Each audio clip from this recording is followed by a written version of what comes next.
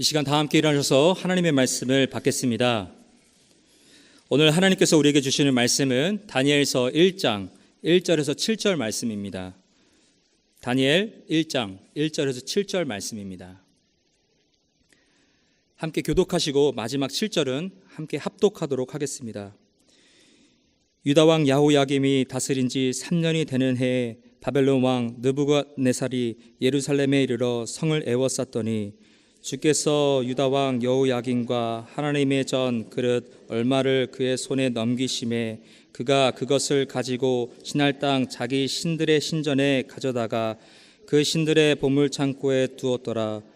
왕이 환관장 아스부나스에게 말하여 이스라엘 자손 중에서 왕족과 귀족 몇 사람 곧 흠이 없고 용모가 아름다우며 모든 지혜를 통찰하며 지식에 통달하며 학문에 익숙하여 왕궁에 설 만한 소년을 데려오게 하였고 그들에게 갈대아 사람의 학문과 언어를 가르치게 하였고 또 왕이 지정하여 그들에게 왕의 음식과 그가 마시는 포도주에서 날마다 쓸 것을 주어 3년을 기르게 하였으니 그 후에 그들은 왕 앞에 서게 될 것이더라. 그들 가운데는 유다 자손 곧 그들과 하나냐와 미사엘과 아사랴가 있었더니 환관장이 그들의 이름을 고쳐 다니엘은 벨드사살이라 하고 하나냐는 사드락이라 하고 미사엘은 에삭이라 하고 아사랴는 아베느고라 하였더라. 아멘. 오늘 말씀을 전가하실 박성근 목사님은 텍사스에 있는 사우스 웨스턴 베프티스트 시어로지컬 세미나리 거기서 학위를 하시고 LA 다운타운에 있는 LA 한인 침례교회 60년 이상 된 교회입니다.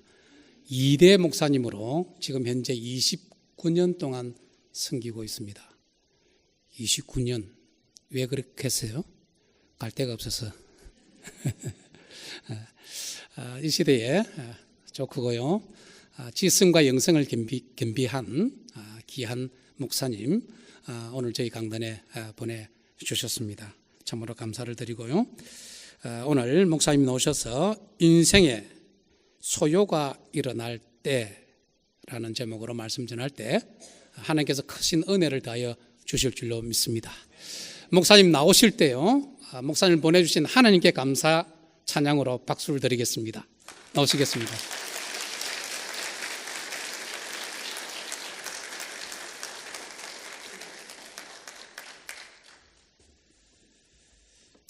우리 귀한 조영수 목사님 너무 감사합니다. 이 주일 강단을 다른 사람에게 이렇게 드리는 거 쉽지 아니한데 저도 저희 교회 강단을 할 수 있으면 안 비우려고 하는 그런 사람 중에 하나인데 이 귀한 주일 강단을 저에게 이렇게 허락해 주셔서 말씀 전하게 해주신 거 너무 감사하고 또 짧은 기간이지만 이번 이 교회에서 집회하면서 제가 개인적으로 굉장히 많은 은혜를 받고 있습니다. 교회가 너무 아름답고 또 이렇게 살아있고 성도님들의 얼굴 표정이 얼마나 밝고 빛나는지 아마 이제 귀한 목사님과 함께 이 교회가 더 성장하고 아틀란타 지역뿐만 아니라 우리 온 미주와 전 세계를 품는 그런 귀한 교회 되게 하실 줄 믿습니다. 제가 목사님 뵙고 교제해보니까 정말 귀한 분이에요. 깨끗하고 인격도 좋으시고 말씀이나 또 모든 지성적인 준비도 잘하신 귀한 목사님이신데 우리 목사님과 여러분 한마음 되셔서 좀 하나님의 사이에 합당한 그런 귀한 은혜 역사 이루기를 바랍니다. 제가 있는 지역은 LA다 보니까 한국에서 오시는 분들이 많습니다. 한 분은 한국에서 오신 집사님 한 분이 이왕 LA까지 왔는데 우리 한국 식당에 가지 말고 미국 식당 가서 한번 식사를 해보자. 그래서 이 베벌리 힐즈에 있는 아주 고급 미국 식당을 갔습니다. 근데 가는 것까지는 좋았는데 영어가 조금 문제가 있는 분이었어요.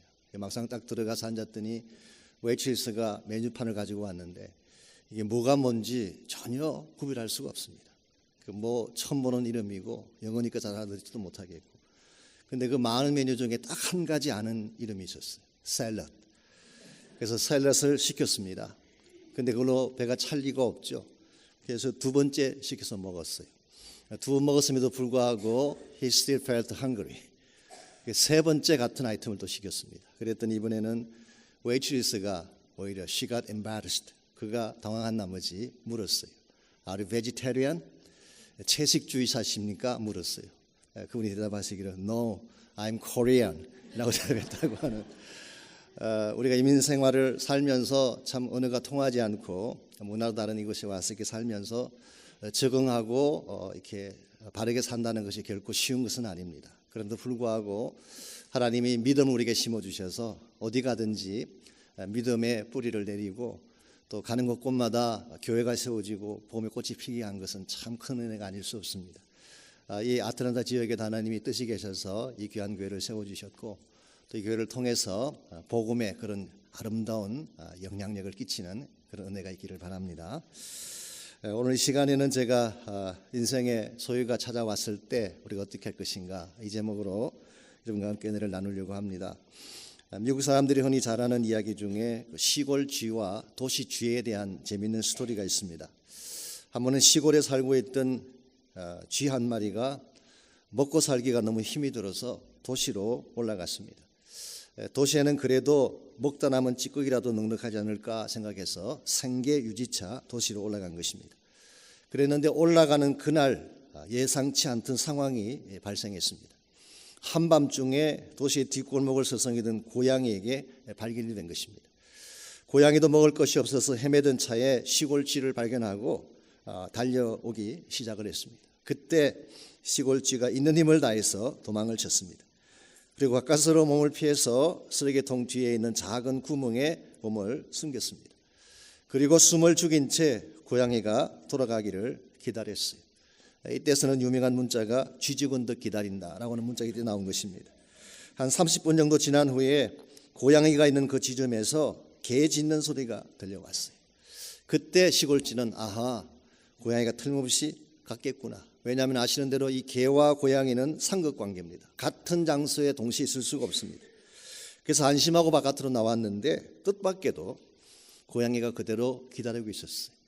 졸지어 잡혀 돌아가시게 된 이 쥐가 죽기 전에 궁금한 게 한 가지 있다. 내가 분명히 개 짖는 소리를 들었는데 어떻게 당신이 여기 있는 것이냐. 그때 그 도시 고양이가 빙긋이 웃으면서 한 말이 있습니다. 이처럼 각박한 도시에서 생존하려면 최소한 2개국은 구사할 수 있어야 된다. 이 각박한 현실 속에서 고양이도 먹고 살기 위해 개소리를 내야 한다는 이 사실이 왠지 남의 이야기처럼 들리지 않았습니다. 우리의 삶 가운데도 이와 같은 정황이 있기 때문에 날씨로 비유하자면 잔뜩 찌푸린 날씨요, 시간으로 비유하자면 캄캄한 밤이라고 할 수 있는 일들이 우리 인생 가운데에 찾아오기 때문입니다. 그것 어느 날 갑작스럽게 소요가 일어나듯이 갑작스럽게 우리 인생 가운데 문제가 일어나고 어려운 사건들이 벌어질 때가 있습니다. 갑작스러운 불황으로 직장에서 레이업당하기도 합니다. 잘 나가던 비즈니스가 갑자기 파산에 직면하기도 하고 건강한 줄 알았는데 병원을 찾아갔다가 중병에 걸렸다고 하는 의사의 진단을 받기도 합니다. 심지어 고요하던 가정과 자녀에게 뜻밖의 위기가 찾아오고 아픔이 도래하기도 합니다. 이와 같이 예고 없이 갑자기 찾아오는 인생의 소요 앞에서 우리가 어떤 자세를 견지해야 될 것인가, 어떻게 하면 이 소요에도 불구하고 이 소요를 넘어서서 하나님의 기뻐하는 아름다운 열매를 맺는 크리스찬이 될 수 있을 것인가, 이 문제를 가지고 오늘 본문을 중심으로 함께 정리해 보려고 합니다.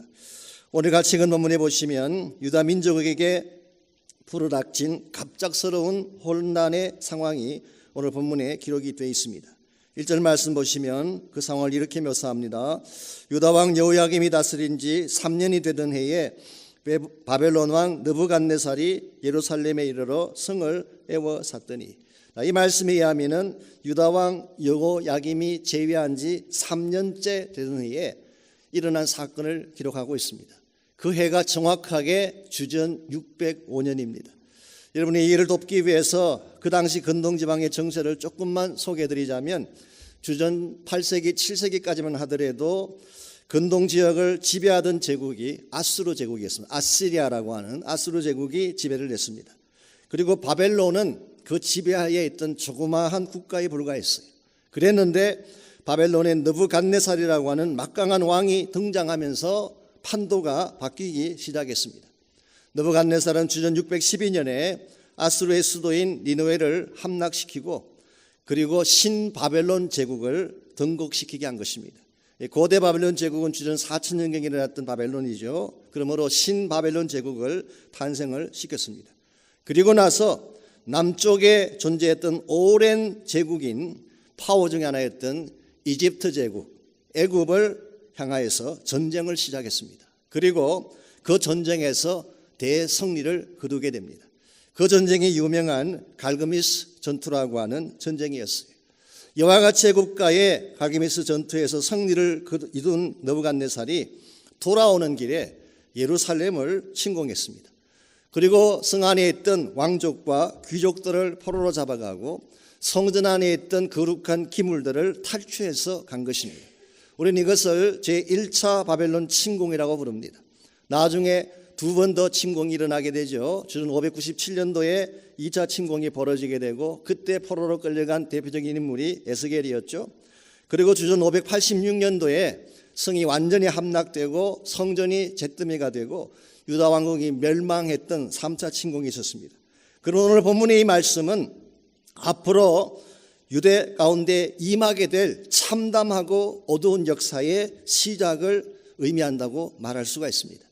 이때 바벨론의 포로로 끌려갔던 인물이 우리가 읽었던 말씀에 나오는 다니엘과 그의 세 친구였습니다. 이 다니엘과 그 세 친구의 입장에서 이 상황을 생각해 본다면 황당하기 그지없는 상황이었어요. 얼마 전까지만 하더라도 좋은 부모 밑에서 편안하게 잘 먹고 잘 살았습니다. 귀족이니 왕족이니 얼마나 편안하게 살았겠어요. 왕궁을 드나들고 성전을 드나들면서 공부도 하고 율법도 익히고 나름대로 미래의 꿈을 키우며 살아갔던 청년들이었어요. 그런데 어느 날 갑자기 느부갓네살의 말꾸바에 삶의 터전을 다 빼앗겨버리고 귀족이란 신분도 빼앗겨버리고 부모와 가족이 없는 낯선 이방 땅에 포로로 끌려갔습니다. 더 이상 나의 나라라고 부를 수 있는 조국이 없어졌어요. 꿀 수 있는 꿈이 없습니다. 내일을 기약할 수 없는 척박한 환경 속에 처하게 된 것입니다. 한마디로 이야기해서 고요했던 세상이 갑자기 케아스로 변한, calm suddenly became chaos. 고요했던 삶의 터전이 갑자기 흔들리고 케아스로 변한 정황이 오늘 본문에 기록된 상황입니다. 이와 같이 소요가 일어나고 혼란이 일어난 가운데서도 다니엘과 이 세 친구는 바벨론 땅에서 겨우 서바이브한 것이 아니라 생존한 것이 아니라 thrive했어요. 번영하고 번성했습니다. 아신 대로 다니엘은 나중에 바벨론 제국의 최고 지휘인 총리까지 되지 않습니까? 그의 세 친구도 바벨론의 지방을 다스리는 가버너가 됐어요. 도지사가 그게 높은 지위까지 올라갔습니다. 생존하기도 쉽지 아니한 그 환경 속에서, 서바이브하기도 쉽지 않은 그 환경 속에서 어떻게 이들은 오히려 번성하고 번영하는 스라이브를 이룰 수가 있었을까요? 비결은 딱 한 가지입니다. 하나님에 대한 바른 믿음을 가졌기 때문이에요. 오늘 우리의 인생 가운데도 생각지 않는 일들이 찾아옵니다.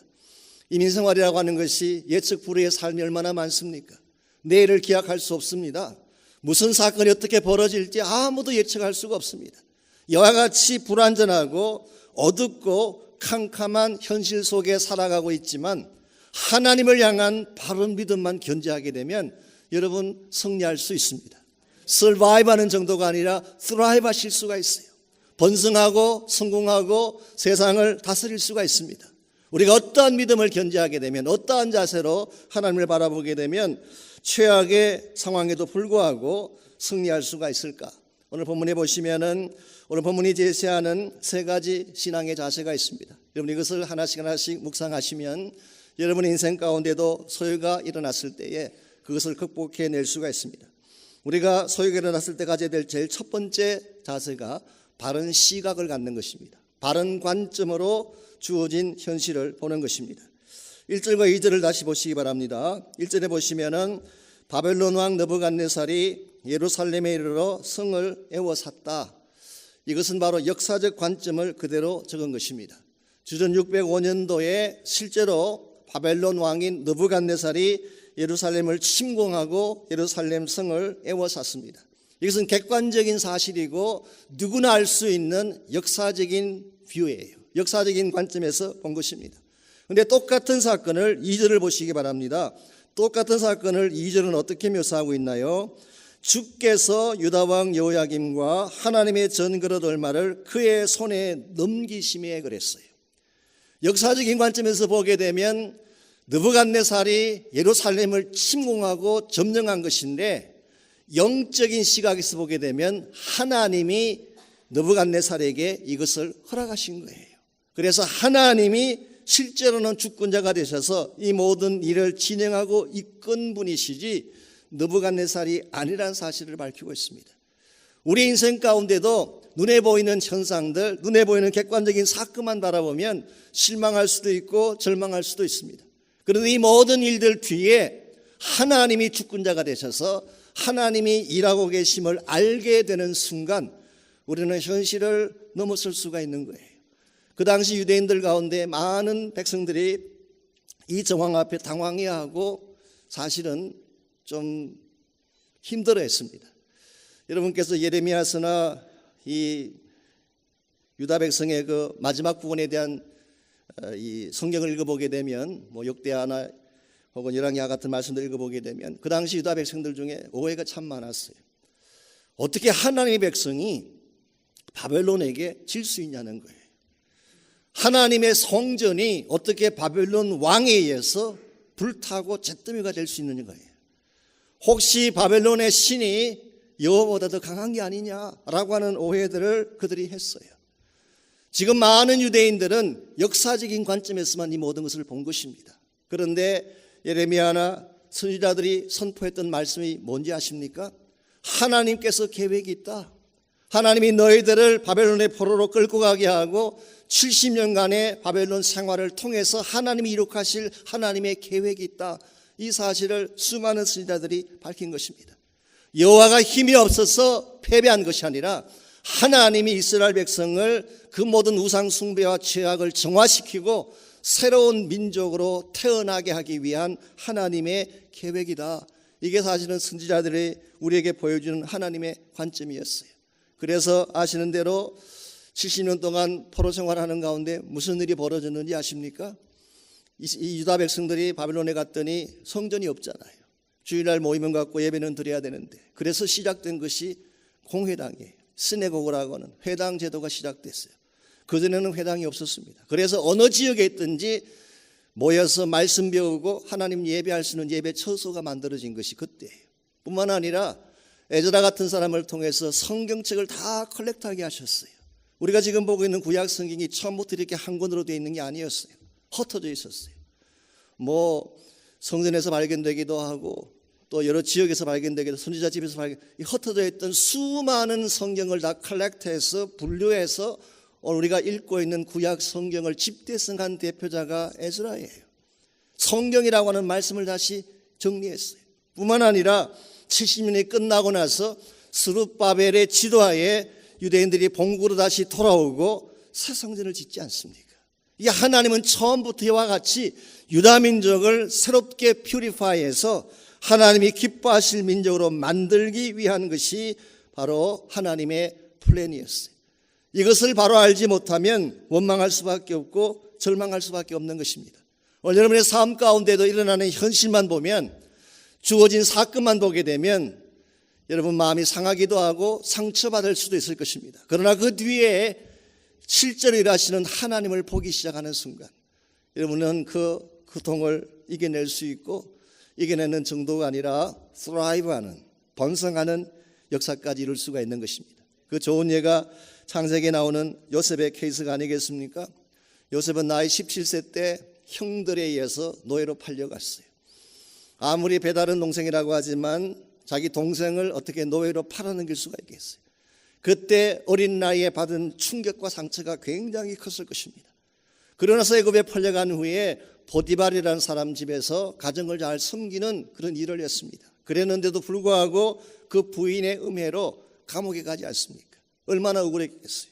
뿐만 아니라 감옥에 들어갔을 때에 그런 요셉은 꿈을 해몽하는 사람이었기 때문에 그 감옥 안에 잡혀온 많은 사람들을 도와주고 꿈 해몽을 통해서 그들을 섬겼어요. 그 중에 한 명이 술 맡은 관원장이 들어왔을 때에 꿈을 해몽해주고 그가 감옥에서 나가는데 큰 역할을 해주지 않습니까? 그때 요셉이 부탁을 하죠. 당신이 나가면 나를 기억해 주십시오. 그 말은 나가면 속히 나를 좀 끄집어내달라 그렇게 부탁한 것입니다. 그랬는데 잊어버렸어요. He was forgotten. 만일 여러분들이 인간적인 관점에서, 요셉이 만일 인간적인 관점에서 지금까지 일어난 사건을 본다면 maybe 우울증에 빠지든지 자살했을 가능성이 많습니다. 자기 형들에게 버림받았잖아요. 사람들에게 모함당했잖아요. 그리고 기억돼야 될 사람에게 잊어버린 바 되었잖아요. 인간적인 시각에서 본다면 얼마든지 절망하고 무너질 수가 있는 상황이었지만 창세기 50장 20절을 보세요. 나중에 요셉이 자기 형제들 앞에 놓고 선포했던 위대한 고백이 있지 않습니까? 당신들은 나를 헤아려 하였으나. 이게 인간적인 관점이에요. 이게 주어진 팩트예요. 물리적인 차원에서 본 것입니다. 그러나 요셉은 여기서 멈추지 아니하고 그러나 but 하나님은 그것을 선으로 바꾸사 오늘과 같이 많은 백성들의 생명을 구원하게 하셨습니다. 이게 영적인 관점이에요.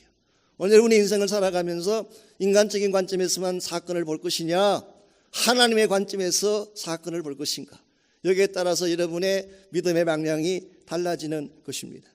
여러분 잘 아시는 미국의 발명가 중에 토마스 에디슨이라는 분이 있지 않습니까? 그의 아들이 찰스 에디슨인데요. 그 찰스가 쓴 자기 아버지 전기가 있습니다. 일렉트릭 토마스 에디슨이라고 하는 책인데 거기 보게 되면 토마스 에디슨이 67세 나던 겨울에 일어나는 사건을 기록하고 있습니다. 그의 겨울에 에디슨의 그 실험실이 불이 났어요. 그래서 실험실 안에 있던 수많은 기계들, 자료들이 다 잿더미에서 타오르기 시작합니다. 심혈을 기울여서 만들었던 모든 발명품이 하루아침에 잿더미가 되어 불타게 된 것입니다. 이것을 바라보던 찰스, 그의 아들이, 아버지가 염려가 됐어요. 혹시 저 실험실 안에 계시다가 다치지는 않으셨는지. 심혈을 기울여 만들었던 모든 발명품이 다 잿더미가 되고 있는데 얼마나 실망이 클까. 나이가 67세니 다시 시작하는 것도 쉽지 아니할 텐데 아버지에 대한 이런저런 걱정을 하고 있을 때에 그 실험실에서 에디슨이 뛰어나오면서 외쳤어요. 아들아, where's your mommy? 엄마가 어디 있냐고. 빨리 엄마 데려오라고. 엄마만 데려오지 말고 엄마 친구들 다 데려와. 아마도 그들 평생에 이처럼 찬란한 불꽃놀이는 볼 수가 없을 거예요. 여러분 지금 자기의 전재산이 잿더미가 되고 있는데 실험실에 있던 모든 기계들이 다 불타고 있는데 이 재난을 원망한다든가 불을 원망하는 것이 아니라 Hey son, get your mother. This is one unbelievable sight. 이건 다시는 볼 수 없는 기가 막힌 구경거리야. 의아한 표정으로 쳐다보고 있는 아들에게 토마스 에디슨이 말을 했습니다. 아들아, 이 불은 어차피 우리가 끌 수 없는 불이야. 그러나 불이 났다고 해서 웃음마저 잊어버렸어야 되겠느냐. 하나님이 도우시면 다시 일어날 수 있어. 이게 믿음의 관점이에요. 지금 나의 현실은 잿더미가 된 그러한 상황이지만 하나님이 도우시면 다시 할 수 있다. 하나님이 나를 밀어주시면 다시 일어날 수 있다. 이게 신앙적 관점이에요. 오늘 여러분의 삶 가운데도 여러 가지 많은 문제들이 일어날 수가 있습니다. 여러분의 능력을 넘어선 차원의 불가항력적인 일들이 벌어질 수도 있습니다. 그때 여러분이 포기하고 실망하기보다는 하나님을 바라보시기 바랍니다. 하나님께서 이것을 통해서 무엇을 주기를 원하시나 여기에 주목하고 주님을 바라보게 되면 여러분은 최악의 고통 가운데서 일어나게 되고 더 큰 차원의 역사를 이룰 수가 있습니다. 두 번째로 소욕 가운데서도 승리하려면 바른 영적인 무장이 필요합니다. 영적인 무장을 하지 아니하면 우리는 이 세상과의 전쟁에서 백전백패할 수밖에 없어요. 3절에서 5절까지를 보십시오. 바빌론의 포로로 끌려 잡아간 이 청년들을 바빌론 사람들이 어떻게 했는지가 3절에서 5절에 나와 있습니다. 3절 먼저 보시면 왕이 환관장 아스푸나스에게 말하여 이스라엘 자손 중에서 왕족과 귀족 몇 사람을 데려가라 그랬어요. 여기서 느부갓네살이 끌고 간 이 포로들은 선택된 사람들이었어요. 아무나 끌고 가지 않았습니다. 가장 귀족들 그리고 잘 갖춰진 엘리트들을 뽑았어요. 험이 없고 용모가 아름답고 지혜와 지식이 통달한 소년들, 그래서 여기에 나오는 이 소년들의 나이가 probably 16 내지 17세로 추정을 하고 있습니다. 쉽게 표현하면 유다의 next generation을 끌고 간 거예요. 이들을 그냥 유다 땅에 남겨두면 장차 유다를 일으킬 수도 있는 것을 알았기 때문에 유다의 핵심되는 next generation, 가장 잘 재질이 좋은 엘리트 그룹을 끌고 간 것입니다. 여기 오늘날도 사탄의 무서운 전략이 있습니다. 사탄은 우리의 다음 세대를 공격하고 있어요. 우리의 자녀 세대가 일어나지 못하게 공격을 하고 있습니다. 그래서 오늘 4절 5절을 보시면은 그들이 이들을 끌고 가서 무엇을 했나요? 갈대아 사람의 학문과 언어를 가르쳤어요. 갈대아라고 하는 것은 바벨론을 말합니다. 바벨론 사람의 학문과 언어를 3년 동안 가르쳤어. 일종의 브레인스톰을 시킨 것입니다. 그리고 나서 5절에 보게 되면 왕이 지정한 음식과 포도주를 먹게 했어요. 화려한 바벨론의 쾌락주의에 젖어들게 한 것입니다. 이렇게 함으로써 그들 마음속에 있던 유대적인 모든 의식 구조를 다 송두리째 뽑아내고 바벨론 사람 만들려고 하는 것이 그들의 시도였어요. 오늘 사탄이 우리의 다음 세대, 우리의 자녀 세대를 그렇게 공격하고 있어요. 여러분 생각에 세상 문화가 더 찬란할까요? 교회 문화가 더 찬란할까요? 말할 필요 없이 세상 문화가 훨씬 더 화려하고 찬란합니다. 제가 있는 지역에 우리 코리아타운 안이니까 그게 6가 8가에 가게 되면 새벽 2시, 3시까지 청년들이 모여 있어요. 젊은이들이 복작복작합니다. 그들 문화권 속에 들어가 보게 되면 화려해요. 정말 화려하고 음란하고 마약이 있고 세상적인 모든 그 무서운 것들이 다 들어있어요. 그런데 우리 청년들이 거기 가서 몰려가요. 교회는 오지 않는데 그들은 그곳에 가서 시간을 보내요. 왜 이런 현상이 벌어졌을까요? 여러분에게는 좀 다른 케이스님, 저희들 있는 지역만 하더라도요, 우리 아이들이 초등학교 때나 중고등학교 때는 부모님 때문에 교회를 따라옵니다. 부모님이 가자고 하니까 따라오는 거예요. 그게 선대스쿨에 들어가서 말씀 배우고 그렇게 하죠.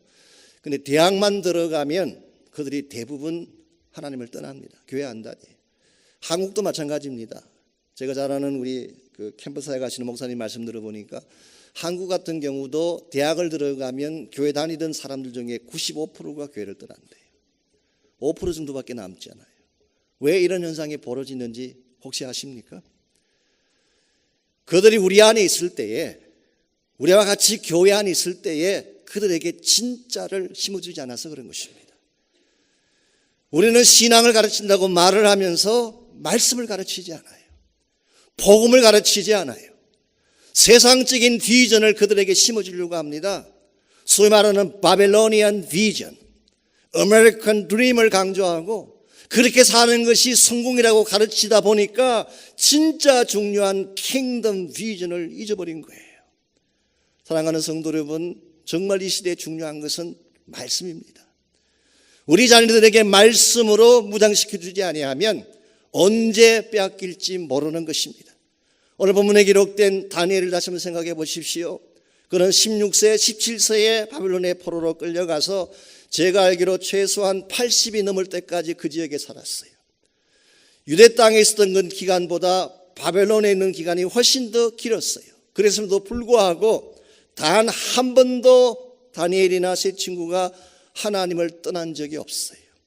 오히려 핍박 가운데서도 풀무 가운데 들어가면서도 하나님을 믿었어요. 그리고 다니엘은 끝까지 하나님 중심의 신앙을 살아갔어요. 비결이 무엇일까요? 유대인들의 교육 가운데 핵심이 쉐마입니다. 태어나자마자부터 아이들에게 말씀 가르쳐요. 시민기 6장에 나오는 말씀. 오 이스라엘아 들을지어라. 이스라엘아 들을지어라. 이스라엘 하나님은 유일하신 하나님 한 분밖에 없다. 이 하나님 한 분을 너희들이 전심을 다해 사랑하고 섬기라. 이것이 쉐마 교회의 핵심 아닙니까?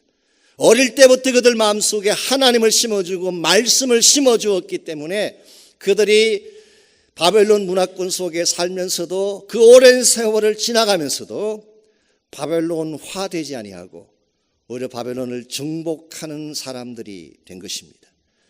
우리 개인의 삶도 마찬가지입니다. 말씀이 우리를 다스리게 해야지 우리 인생이 건강해지는 것이지, 여러분 세상 풍조나 이상한 체험 따라가다 보면 큰일 나는 것입니다.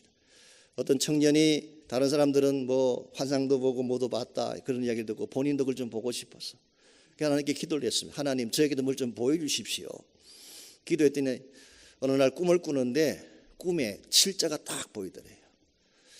그걸 보는 순간 굉장히 기뻤습니다. 7자라는 숫자는 완전 수잖아요. 야, 이 7자와 관련된 어떤 일이 나에게 벌어지는가 보다. 아침에 딱 일어나서 시계를 봤더니 아침 7시인 거 있죠. 야, 틀림없이 7자와 관련된 어떤 사건이 벌어진다. 그게 바깥에 나갔는데 그 많은 버스들 가운데 7번 버스가 딱 옵니다. 그건 두말하지 않고 그 버스에 탔어요. 타고 나서 옆 사람이 신문을 보는데 견눈에서 보니까 happen to be 그날이 7월 7일이에요. 틀림없다. 오늘 7자와 관련된 어떤 사건이 반드시 벌어진다고는 확신을 하고 버스가 그 종점에 도착해서 내렸는데 내려보니까 경마장이었어요. 경마장 입구로 들어가는데 그 많은 말들 가운데 7번 말과 눈이 딱 마주쳤어요. 확실하다. 이 7번 말에게 오늘 틀림없이 어떤 일이 벌어진다고는 확신을 하고 7번 말에 자기가 가진 모든 전재산을 다 베팅을 했어요. 다 걸었어요. 그랬더니 그날 7번 말이 7등을 하더라고 합니다. 여러분 인생을 걸 때 그래야지 엉뚱한 것을 걸게 되면 그렇게 되는 것입니다. 정말 나의 전 삶을 걸어도 괜찮을 파운데이션에 여러분 인생을 거시기 바랍니다. 그게 말씀이에요. 하나님 말씀의 진리에 여러분의 인생을 걸고 진리의 말씀으로 equip 될 때에 세상이 우리를 무너뜨리지 못하고 세상이 우리를 함부로 다루지 못하는 것입니다. 이런 면에서 어떠한 소요, 어떠한 상황이 일어나도 우리가 믿음 가운데 바로 서기를 정말 원한다면 1차적으로는 영적인 관점에서 보는 것을 배우십시오. 믿음의 관점에서 보아야 돼요. 두 번째는 말씀으로 바른 무장을 하시기를 바랍니다. 마지막 세 번째로 필요한 것이 바른 정체성입니다. 아이덴티티. 내가 누구인가에 대한 근본적인 인식이 결여되어져 있으면 우리는 소요가 일어날 때 그것을 감당할 수가 없습니다. 6절과 7절을 보시면은 이 바벨론 사람들이 행했던 또 하나의 그 시도가 6절과 7절에 기록되어 있습니다. 그것은 바로 이름을 고치는 것입니다. 이 네 사람의 이름을 체인지하는 것입니다. 이 다니엘과 세 친구의 이름은 다르지만 공통점이 하나 있어요. 이 이름을 쭉 보게 되면 그 모든 이름에는 하나님 내지는 주라고 하는 야훼라고 하는 단어가 그 이름 속에 들어가 있어요. 예를 들면 다니엘이라는 이름은 God is my judge. 하나님은 나의 심판자라 그런 뜻이에요. 하나냐라는 이름은 beloved of the Lord. 주님의 사랑을 받는 자, 야훼의 사랑을 받는 자 그런 뜻이에요. 미사엘이라는 이름은 who is like God. 누가 하나님과 비길 자인가? 누가 하나님과 같은 자인가? 여러분 아시는 미가 선지자 이름이나 마이클이라고 하는 이름이 동일한 어원에서 나왔습니다. Who is like God. 이 하나님의 이름이 들어가 있죠. 아사라라는 이름은 The Lord is my help. 주님이 나의 도움자가 되신다. 저기 네 명의 이름 가운데는 하나님이라는 이름이 들어있는데 결국 이들이 체인지했던 이름이 무엇일까요? 하나님의 이름을 빼버리고 바벨론의 신의 이름을 다 집어넣었어요. 벨르사살이라는 것은 벨이라고 하는 것은 바벨론의 대표적인 신입니다. 사드락에 나오는 이 라라고 하는 것은 태양신의 이름이에요. 혹은 이 메삭이라고 하는 것도 태양신의 여신을 말하는 것이고 아벳느고는 느고의 종이라고 하는 뜻이에요. 느고라고 하는 신의 이름이에요. 한마디로 하나님 지우기 시도를 한 것입니다.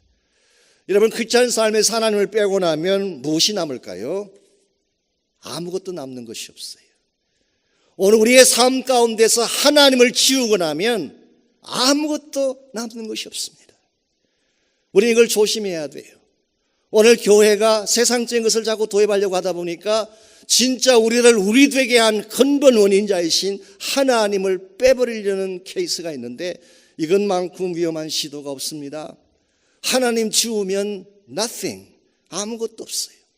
그러나 반대로 내가 어떠한 역경 속에 처하든 어떤 환경 가운데 처하든 하나님의 이름만 붙잡고 살게 되면 하나님이 길을 열어 주십니다. 하나님이 우리 앞길을 축복해 주세요. 내 삶에 주어진 고난이 어떤 케이스일지라도 그것을 극복하고 이길 수 있도록 도와주시는 것입니다. 오늘 여러분의 삶 가운데도 예기치 않던 일들이 일어납니다. 어떤 분들은 예수 믿으면 고난도 받지 않고 어려운 일도 오지 않는다 그렇게 가르치는 분이 있는데 성경은 한 번도 그런 약속하신 적 없었어요. 예수 믿는 사람에게도 고통이 와요. 예수 믿는 사람에게도 불경기가 찾아옵니다. 예수 믿는 사람에게도 풍랑이 일어나요. 예수 믿는다고 해서 모든 고난에서 면제된 것 아니에요. 신약 성경을 보십시오. 심지어 예수님의 제자들이 예수님을 한가운데 모시고 배를 타고 가는데도 불구하고 그 배에 풍랑이 일어났어요. 그러므로 크리스찬 삶에서 고난이 면제된 거 아닙니다. 그런데 한 가지 디퍼런스가 있어요. 예수님과 함께 가는 배는 아무리 큰 풍랑이 찾아와도 절대로 침몰하는 법은 없어요. 이것이 디퍼런스예요.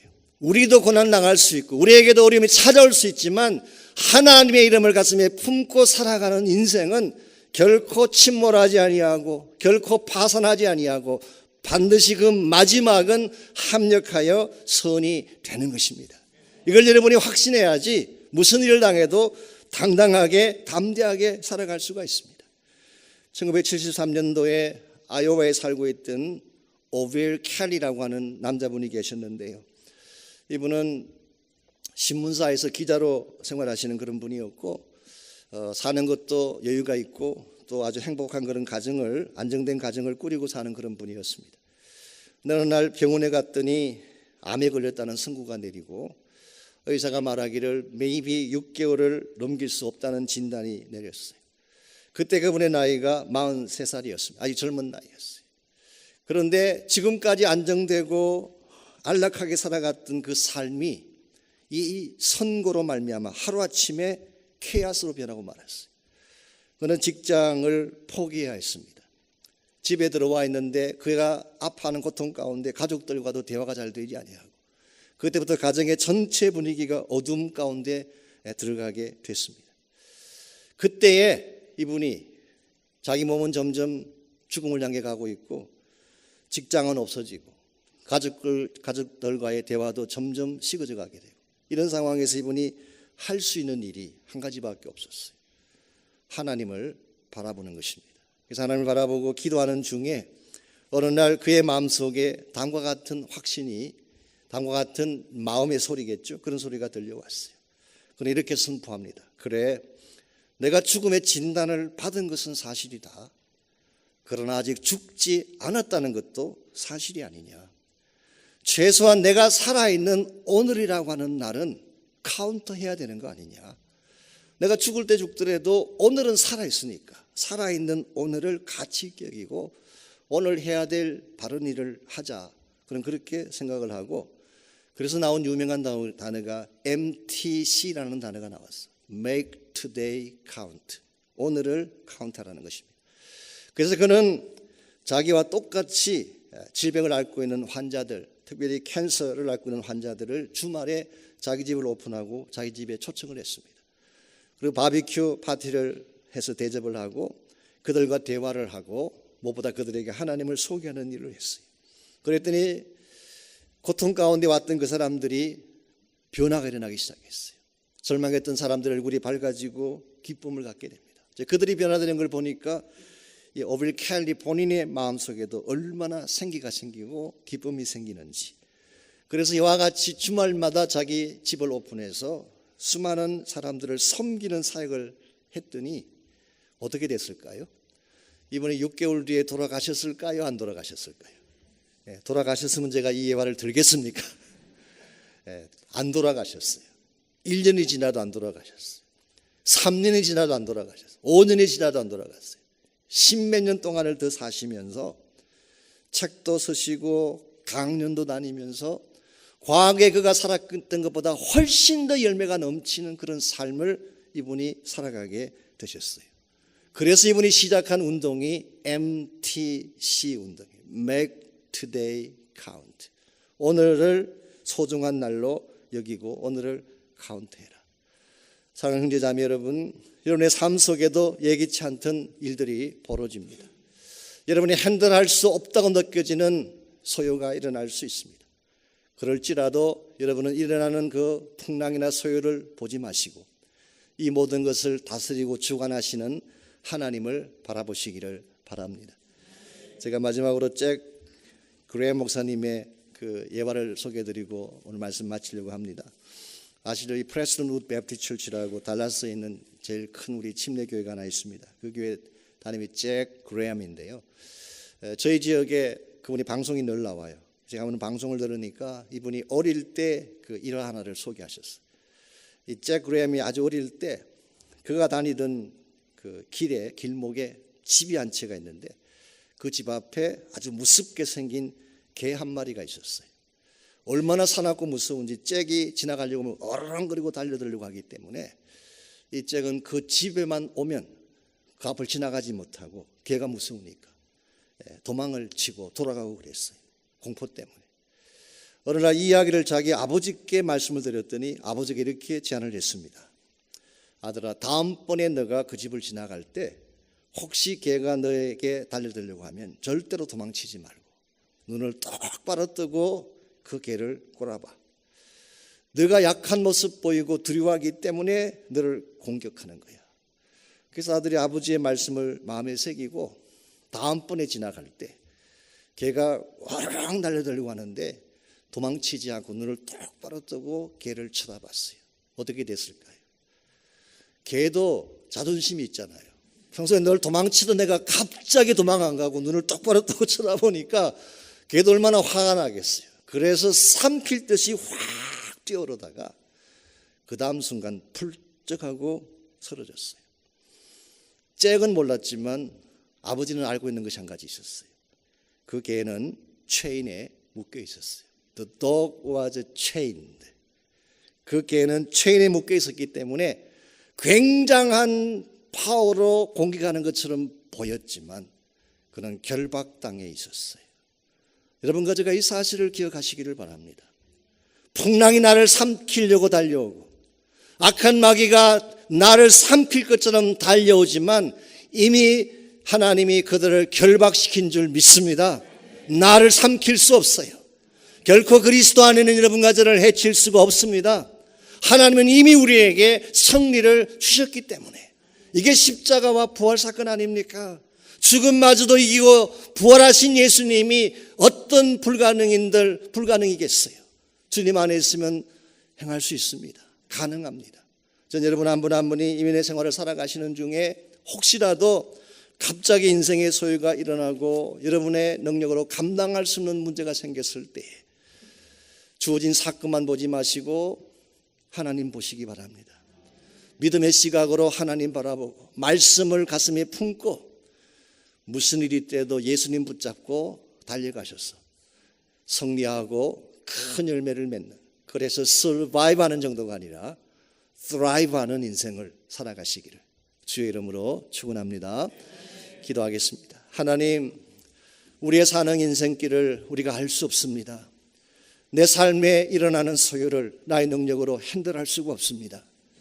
하나님, 우리를 고아와 같이 버려두지 아니하시고 가슴에 안으시고 품으시고 무슨 일을 당하든지 우리를 지키시고 보호해 주시는 것을 감사합니다. 이곳에 모인 사랑하는 형제자매들, 그들의 삶의 현장 가운데에 혹시라도 고통이 찾아왔다면, 위기가 찾아왔다면, 당황스럽고 절망적인 상황이 찾아왔다면 환경 보지 않게 하시고 주님 바라보게 하셔서 주 안에서 모두가 승리하고 큰 기쁨 가운데 달려가는 아름다운 역사가 있게 하여 주시옵소서. 예수님의 이름으로 기도하옵나이다. 아멘.